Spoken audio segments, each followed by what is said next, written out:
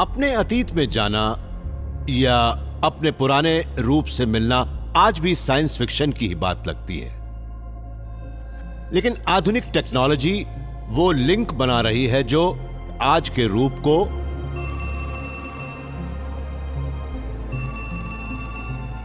हमारे अतीत के रूप से जोड़ दे।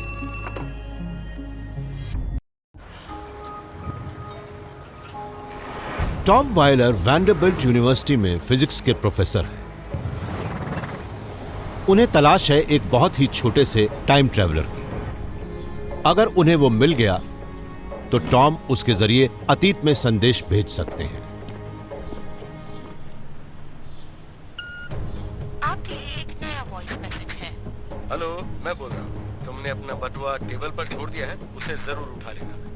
और भविष्य से आने वाले संदेश रिसीव भी कर सकते हैं। टॉम का टारगेट है वो सब एटॉमिक पार्टिकल जिसकी अभी खोज नहीं हुई है और जिसका नाम है हिग्स सिंगलेट। जब हमारे सबसे शक्तिशाली पार्टिकल एक्सेलरेटर ने हिग्स बोसन यानी गॉड पार्टिकल बनाया था, तब वो अकेला ही बना था। हिग्स सिंगलेट शायद सब एटॉमिक शार्पनर का एक हिस्सा हो, लेकिन उसे ढूंढ पाना बड़ा ही मुश्किल काम है। हिग्स सिंगलेट बहुत जल्दी हमारी रियलिटी से निकलकर अंतरिक्ष के किसी और डायमेंशन में पहुंच सकता है। इस बात पर भी काफी मैथमेटिकल बहस हो रही है कि 3 से ज्यादा स्पेस डायमेंशन क्यों होनी चाहिए, क्योंकि हमने अभी तक जिन पार्टिकल्स को मापा है वो सब स्टैंडर्ड मॉडल पार्टिकल्स हैं और वो हमारे 3 डायमेंशनल स्पेस से निकलकर किसी एक्स्ट्रा डायमेंशन में नहीं जा सकते। इसलिए हिग्स सिंगलेट एक बड़ा ही खास पार्टिकल बन गया है। हिग्स सिंगलेट की खूबियों को और अच्छी तरह से समझने के लिए हम ये मान लेते हैं कि ये ट्रॉय रेस ट्रैक असल में हमारे अंतरिक्ष का डायमेंशन है। इसका फ्लैट स्ट्रेट अवे हमारे 3 जाने पहचाने डायमेंशन को रिप्रेजेंट कर रहा है और इसका लूप द लूप एक और एक्स्ट्रा डायमेंशन है। अभी तक हमने जितने भी पार्टिकल की खोज की है वो सभी उन तीनों फंडामेंटल फोर्सेस में से किसी एक या ज्यादा का खिंचाव महसूस करते हैं। इलेक्ट्रोमैग्नेटिज्म, स्ट्रॉन्ग फोर्स और वीक फोर्स का वो पार्टिकल किस फोर्स या फोर्सेस को महसूस कर रहे हैं वो उसके चार्ज पर निर्भर करता है। उसमें इलेक्ट्रिक चार्ज हो सकता है या वीक चार्ज, या फिर वो चार्ज है जिससे वो स्ट्रॉन्ग फोर्स महसूस करे।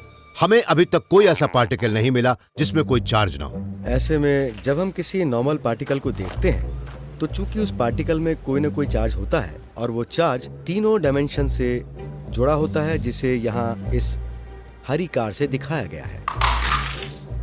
चूंकि नॉर्मल पार्टिकल्स हमारे तीनों डायमेंशन से जुड़े होते हैं, इसलिए वो समय में बस एक ही तरफ जा सकते हैं। लेकिन टॉम मानते हैं कि हिग्स सिंगलेट इनसे बिल्कुल अलग होता है।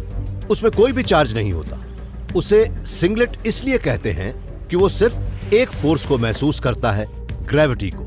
इसलिए वो अपने रास्ते से बहुत दूर जा सकता है। टॉम को लगता है कि हिग्स सिंगलेट किसी एक्स्ट्रा डायमेंशन तक भी जा सकता है, उस स्पेस तक भी जहां वो पलटकर अपने ही ऊपर आ जाता है। ये उसे यू डायमेंशन कहते हैं। तो यू डायमेंशन बहुत ही छोटा है।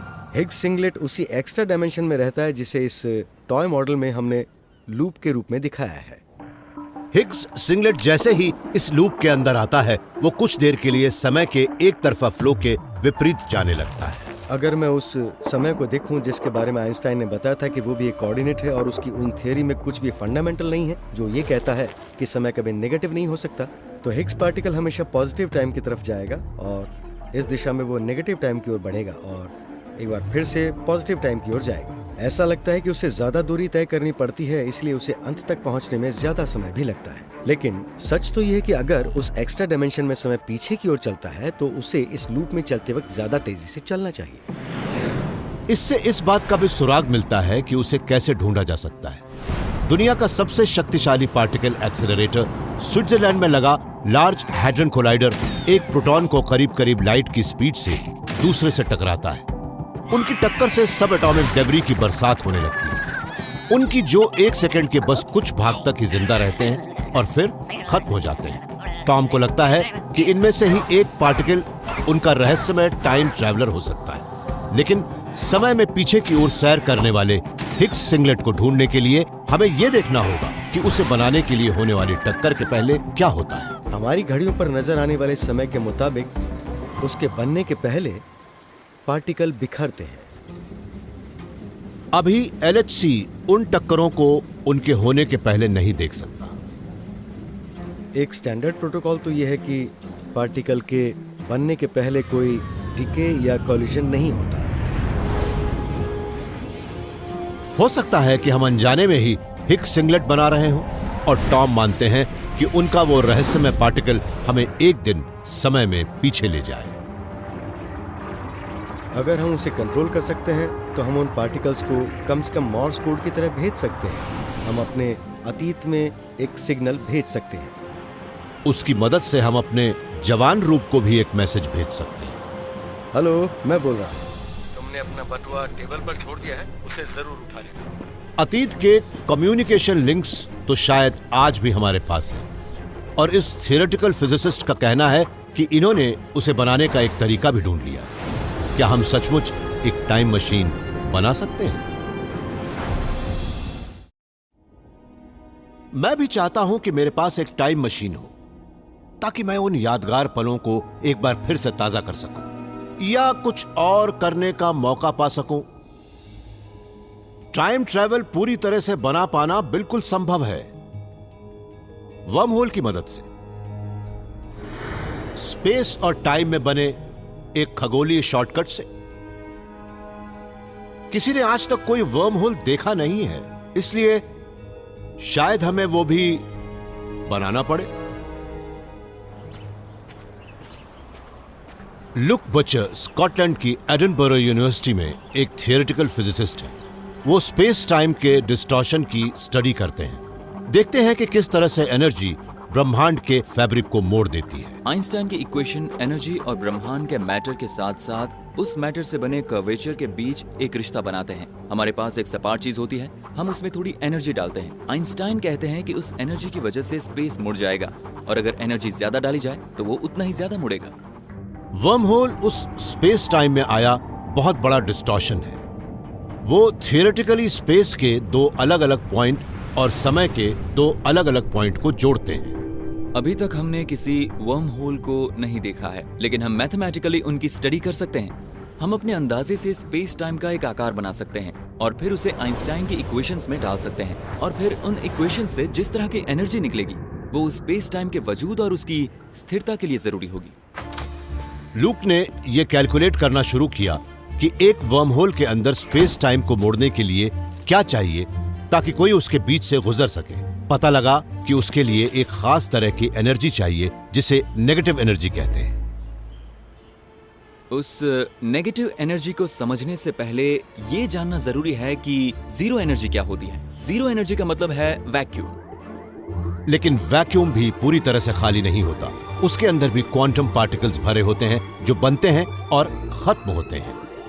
अगर हम उस क्वांटम फ्लक्चुएशन में से कुछ को खत्म कर दें तो हमें मिलेगी नेगेटिव एनर्जी। साइंटिस्ट अपनी लैब में थोड़ी मात्रा में नेगेटिव एनर्जी बनाने में कामयाब रहे। अगर हम यही काम बहुत बड़े पैमाने पर करें तो हो सकता है कि हम वो वर्म होल भी बना लें जिससे हमें अपने अतीत में जाने का रास्ता मिल सके। लेकिन एक समस्या है, मैथमेटिक्स के मुताबिक वर्म होल बड़े ही अनस्टेबल होते हैं। अगर हम उनके अंदर घुसने की कोशिश करेंगे तो वो फौरन बंद हो जाएंगे।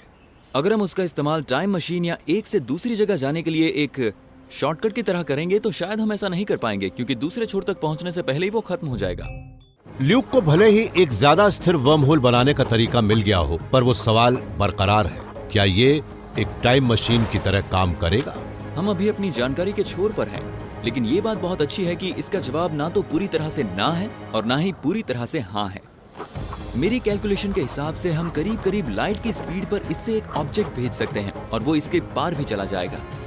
ल्यूक का वर्म होल डिजाइन के तौर पर इतना संकरा है कि उससे किसी इंसान का गुजर पाना बहुत मुश्किल है, लेकिन उससे एक लाइट बीम जरूर गुजर सकती है और अपने अतीत में एक मैसेज भेजने के लिए हमें बस वही चाहिए।